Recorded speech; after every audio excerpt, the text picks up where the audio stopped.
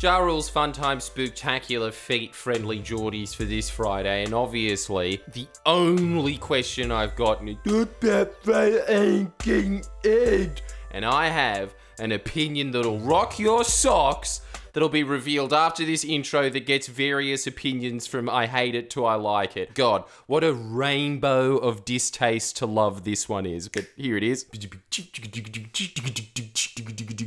Alright, here's my opinion on Fraser Anning. You ready? It's gonna change the world, like his comments did. Which are, who cares what he thinks?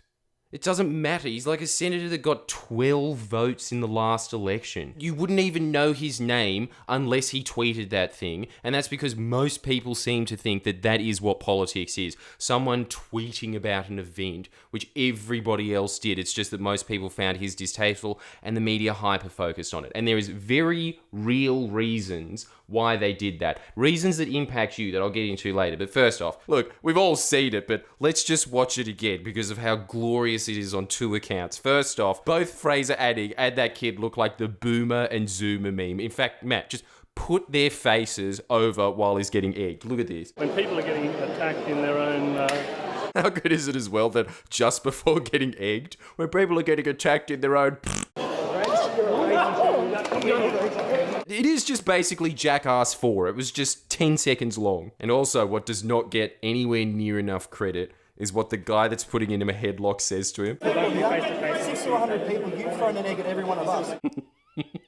Why does that not get any attention to the media? That guy going, you've thrown an egg at him, you've thrown an egg at all of us. There is a real reason why they're focusing on this, and it's because it's an easy target, and there's nothing you can really do about his comments. You can sign that petition or whatever. I'd much prefer if you signed a petition about, say, hospital privatisation, but the only people in the media, as usual, doing their goddamn job is the Kyle and Jackie O show. Look at this. Actually doing a community service. How much better is this than the leadership debate on ABC with that uptight woman that's like, okay, I'm clearly a puppet and not one of those puppets with the strings up here. Pull right up my ass. You've got 30 seconds. 30 seconds. You're 30 seconds. No one wants to see that debate.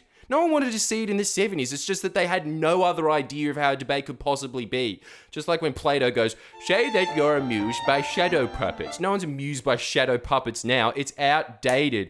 Just give us Kyle sitting there going, so, which one of you is going to legalise marijuana? Yeah? When's the last time you got it on? Would you get it on with each other? So much better. I am at the stage in my life of watching so much media where I now think that there are sectors of the commercial media that are far better than the state-run media that you pay for, which is essentially what the government wants you to see.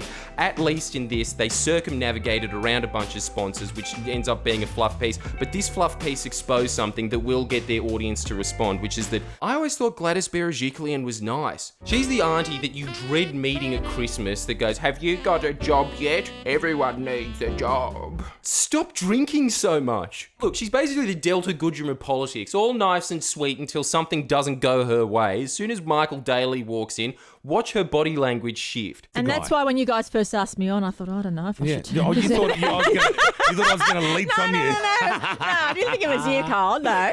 But I just thought, they might do something. But you guys have been fantastic. Oh, here he comes. Here he comes. Micheal Hello, Daley. how are you? Good morning. Yeah, indeed. How are you? Take a seat, Micheal. Hey. How are you? Jesus, look at her back. Where do you ever see someone sitting like that in a divorce hearing? Welcome Now, we've just to the been studio. talking to the Premier. Yeah, I like it chilly in here, yeah. Look, I am an avid listener of the Kyle and Jackie O show because I'm essentially a Western suburbs mum. And I did not know that Kyle kept it cool in the studio, but we all know why. He's fat. We all had a maths teacher that was like, Jesus, it's like a bloody sauna in here when it's 16 degrees. She's been on many times with us. We've had a pretty good relationship with her. We've had you on the phone once. We've never met face to face, so welcome. Yeah, great to be here. This is truly amazing. Kyle and Jackie O should be state funded. They are actually non-biased. Everyone to them is like, oh, you seem like a pretty decent bloke to me. Gladys, she's a nice lady. So you don't know each other that well, right? Now look at her response to this light joke and tell me she's a nice person. Do you know the We don't woman? socialise. No. Yeah. Will we have dinner after the election? No? I'll be busy. Shut down. I'll be busy. Spaghetti? You're not I'll be even busy. You're not even gonna Arms folded. Nah. Why? Because he took attack ads out on you. That's what happens when you're Premier. Sorry. How do you get the stuff to write the ads, or do you guys write the ads and then, she's going to hate that ad, we'll put that out there? And what do you got? What's the mentality there? We just use really smart and creative people like, I don't know, Sam Dastiari and people like that. Oh, right. Oh, yeah, he's a friend of I our see show. him floating around. Yeah, he is floating around. Sam's just come He in to got out of the watch. jungle. He got out of the But I jungle. couldn't work out when that was. Did you vote for him? I didn't watch. Sorry, I shouldn't say that. But I didn't. We All should I vote knew to he was put him on back in the there. jungle. Yeah, when she tries to be relatable, it doesn't work. Gladys, what you have to understand is you are a robot if it was a fruit shop owner. You are not a relatable human being in the slightest. Anyone whose nose triggers up like a snarling dog and has a laugh is pretty much just a puppet from Star Wars. How many references to Salacious B. Crime are we going to... I don't know. I don't know, but we have not bottomed out yet. Not Do on you anyone's- think, Gladys, that anything they did was too far in their ad campaign? Oh yeah. What? But look, all the time you just think, they put something out there. You go, well, that's not true. Yeah. And you think, why don't they just tell the truth? I mean, I felt that I quite a think few that- times. that's- I hate how that seems to be her only comeback this entire election is to go, tell the truth, you're lying, and doesn't have any explanation for why they're lying. And her explanation is always just to repeat standard talking points that are extremely questionable in themselves. What did you hear, Mr. that you thought that they weren't telling the truth about? Anything in particular? Oh, well, yesterday there was an ad running talking about debt and deficit and the costings that have just come out showing that the government's increasing debt by $7 billion over the next 4 years. So bit of double standard there. But they haven't But made that's that debt okay, you yet? just- No. Look, it's a All I cut can and say is thrust. we actually got rid of the debt It's they a left cut and thrust. behind. Michael Daley's really coming off as the better man in this interview because this is not the environment to go hard, and Gladys Berejiklian is trying to do that. You are currently talking to a bunch of mums in Campbelltown whose kids are begging for apple juice while they go, no, you already had some. And on top of that, Gladys, just tell the truth. Just tell the truth. There is a projected $7 billion debt. Fact. Are you saying you can't be blamed for something that the last Labor Premier did? He was a finance minister. Yeah, but he still had a boss, didn't he? Well, Adam. I blame Adam for everything. But then if Adam was the boss, he'd Come be like, on, Kyle. When I was That's mad. Kyle is actually asking more hard-hitting questions than the sycophants at the ABC that are just this android that goes, Your time is up. I said your time is up. him sitting there going, yeah, you can't blame him when he's finance minister, he had a boss. You got to blame him when he's premier. I mean, when things happen bad around here, I just say it's the general manager's fault. I've got a Holden Commodore, Oh, right. So you're a normal bloke. just a guy from the burbs. That's me. Is that the new Commodore or Oh, the no, it's shitty not. one? No, The it's- old- He is a guy from the burbs. Listen to him. Got a Holden Commodore. Yeah, just a guy from the burbs. Got that classic accent of one of those guys that's just really proud of their lawn and says this at least 10 times a day. Hey, settle down. Do you own a car yourself? yeah, I don't want to say what it is. You though. don't want to say. She doesn't like her car. She's like you, Brooke. Hates her own car. She doesn't have a laugh. She has a cackle if it was coming out of a Fisher and Paykel toy. Hates her own car. A lot of people are undecided. Should I vote this one Yeah. or should I vote for that one? Look at them actually give them an opportunity to explain their platforms. And I'll explain, obviously, why Gladys Berejiklian is bullshit in a second, but let's sort of hear her out. And we're a very big audience, and a lot of them are undecided. They're flip-floppers like me. I flip-flop as to who I like. I don't know any policies. Good on Kyle, he's refreshingly honest, as opposed to people in the ABC who pretend they know what they're talking about, but I read their documents. They don't know shit. At least he's sitting there, so going like, yeah, well, I don't know much about it. I'll just pick whoever looks nicer. I think that it's time to bring back a bit of hope and respect for ordinary people in the suburbs. I think the government's got its priorities wrong. It's sold $70 billion worth of assets. Exactly right.